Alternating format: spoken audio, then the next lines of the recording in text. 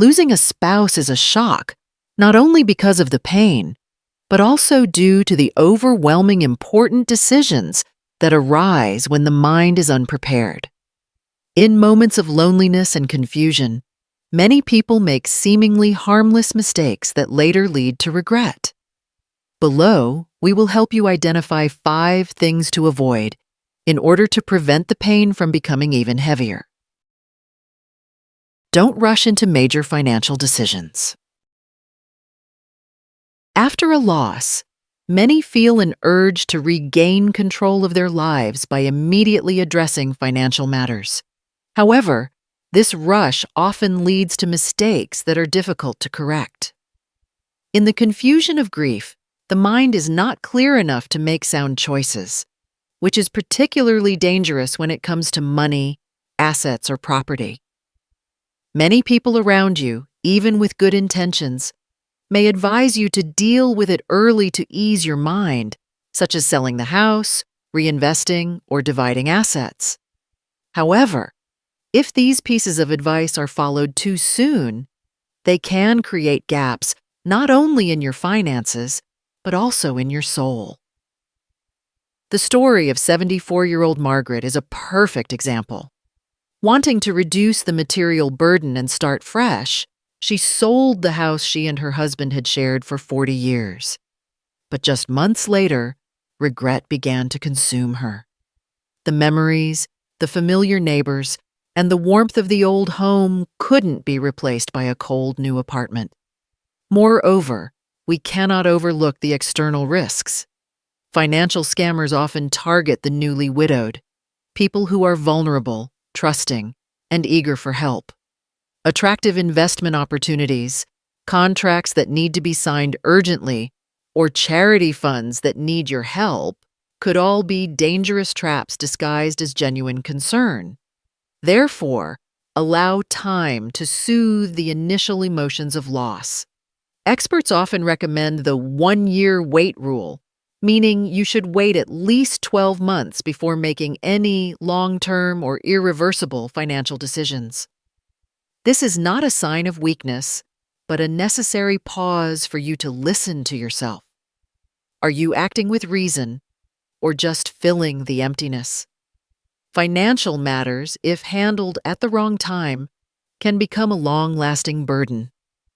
But with patience and careful timing, you will have the strength to build a stable future without paying the price of tears or regret. Don't isolate yourself from loved ones. After losing a spouse, the feeling of emptiness and pain can make you want to be alone. Silence can sometimes be a temporary remedy, allowing you to retreat and dwell in your grief. It may seem like being alone is a way to cope, a chance to process your emotions without the need to explain them to anyone. The solitude can feel like a protective cocoon that shields you from the outside world.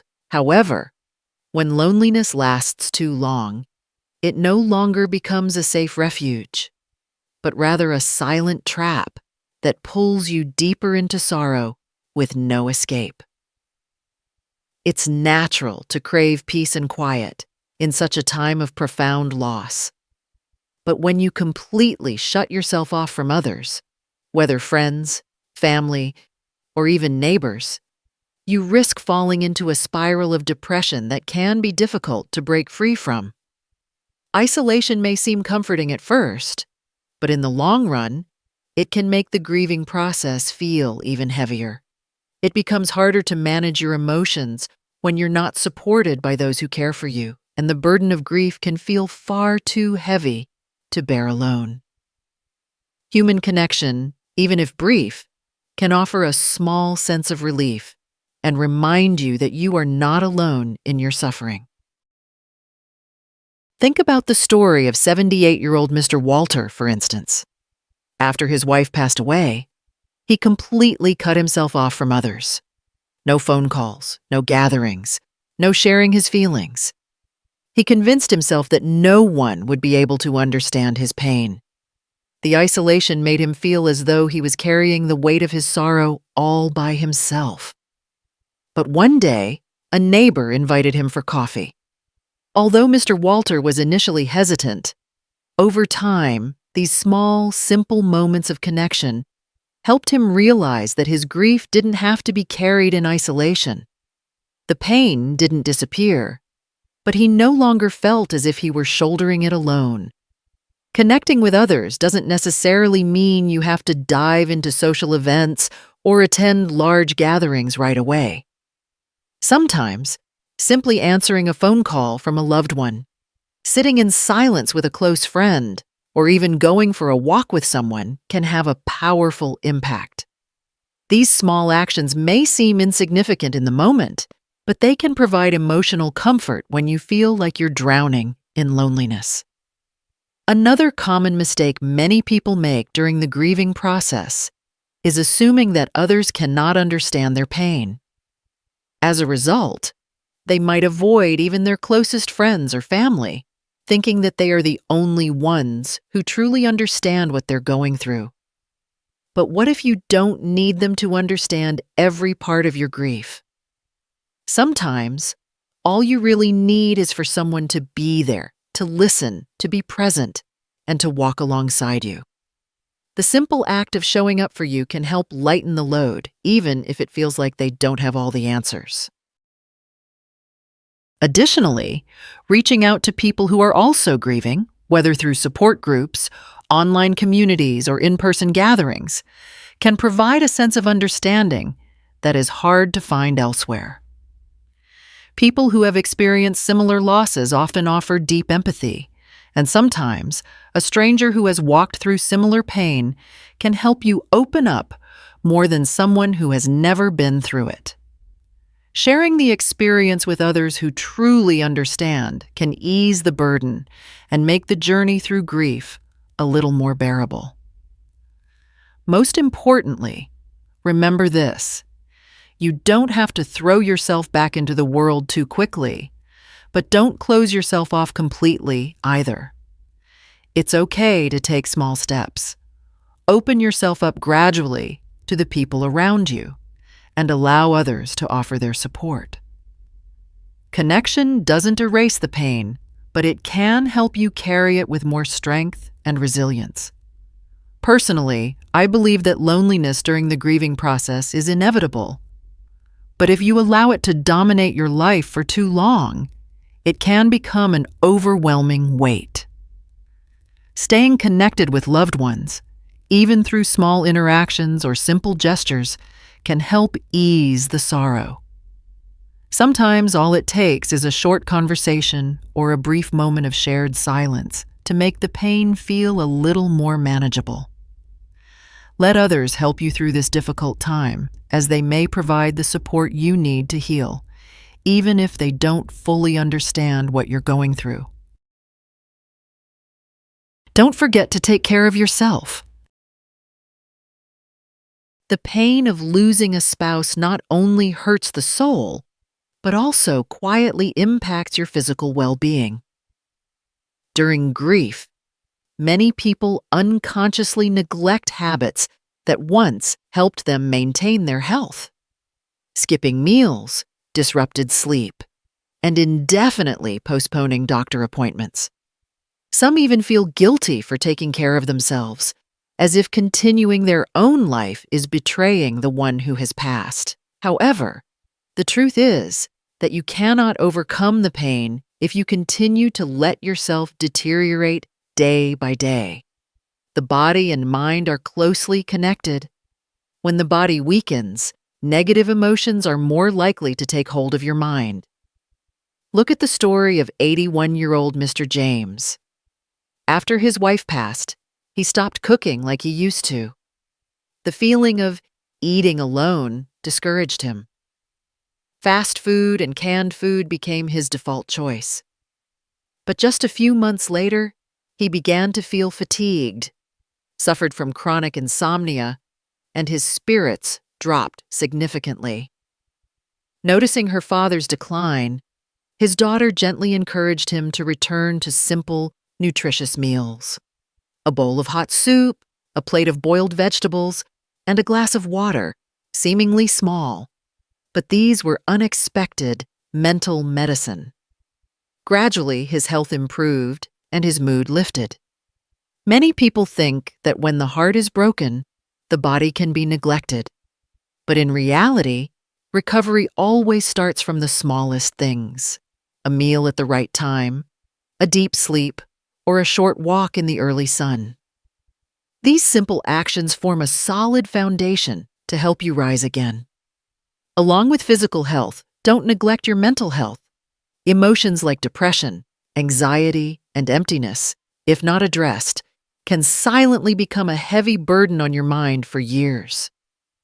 Many people are afraid that seeking a psychologist is a sign of weakness, but the opposite is true. Actively seeking help is a sign of courage and a desire to continue living. Most importantly, remember this: the spouse you loved would not want to see you neglect yourself. They are no longer here to take care of you, but you can still do that for them. Taking care of yourself is not betrayal, but a way to preserve the love by protecting the life you both nurtured together. Start with the small things, and each time you choose to take care of yourself, it's also a message to your loved one who has passed: I am still living for both of us. Don't rush into a new relationship. After losing a spouse, loneliness can become a persistent obsession. Not just the feeling of emptiness, but the cold silence that spreads through every ordinary moment. In such circumstances, the desire to be cared for, to have someone by your side, is very human. However, this need, if not understood correctly, can lead you into a new relationship when you are not truly ready yet.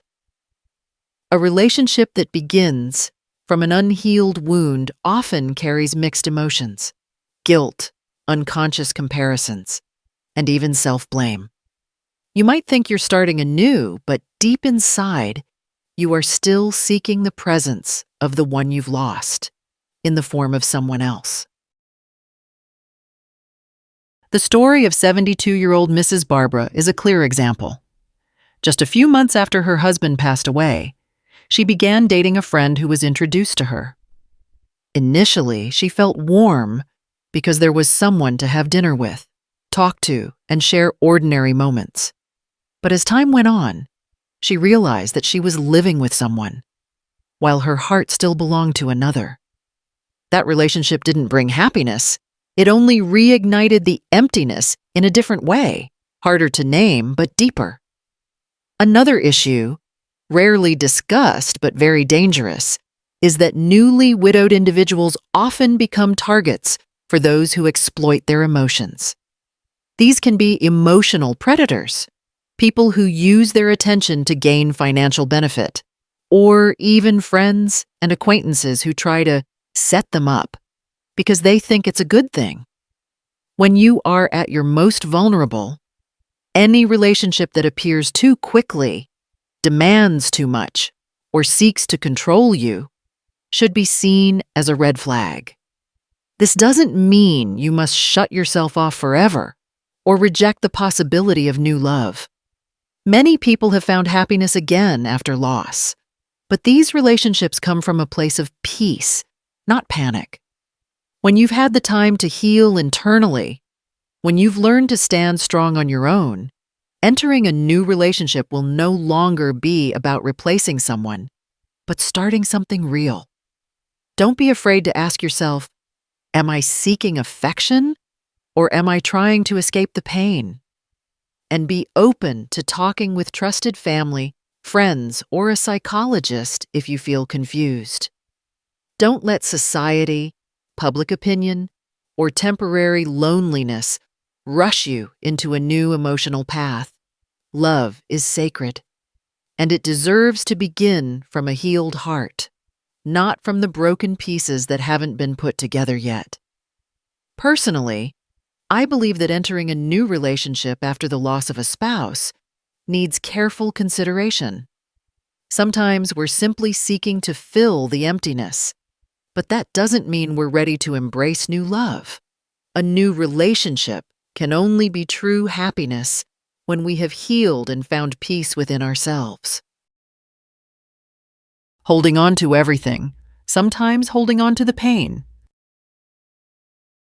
When a loved one passes away, the items they leave behind are not just material objects.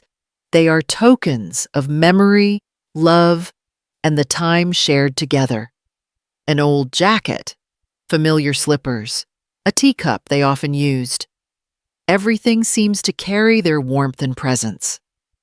Touching them brings affection. Seeing them evokes memories.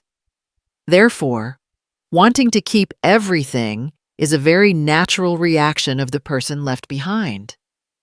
However, there is a delicate line between preserving memories and being stuck in the past. Keeping everything, from clothes, the bed, to the position of objects, might make you feel like that person is still present. But if this continues for too long, it no longer becomes a tribute, but an invisible cage that prevents you from moving forward. Harold, 76, after his wife passed, kept everything of hers unchanged, from the slippers by the door to the shawl on the sofa. At first, he thought he was keeping her alive in that way. But as days went by in that unchanging home, he felt more and more burdened. Not because he had forgotten her, but because this way of keeping things made the pain present every minute, every second. There was no room for healing. Letting go doesn't mean forgetting. It's a conscious selection to keep what truly holds deep meaning and to let the rest go gently. You might start by keeping a few special items, a handwritten letter, a notebook, or a keepsake piece of jewelry. Then, slowly consider the remaining items. Which ones can be gifted, shared, or repurposed with love? Some people even seek creative ways to memorialize their loved ones, turning an old shirt into a quilt, creating a photo album, or writing stories tied to each item. When you turn your memories into positive actions, they no longer feel like a burden, but a source of strength. It's also important to note that no one has the right to rush you to clean up too soon. Letting go should happen at your own emotional pace, not according to someone else's schedule. However, don't let yourself feel guilty if one day you want to rearrange things. Love is not measured by the number of objects you hold on to, but by how you continue to live fully, carrying the memories in a peaceful and natural way. Letting go doesn't mean leaving the deceased behind. It means creating space for you to breathe, to live, and to continue loving them in a different way. Losing a spouse changes everything, but avoiding these 5 mistakes will help protect your mental and physical health. Rushing into financial decisions. Isolating yourself.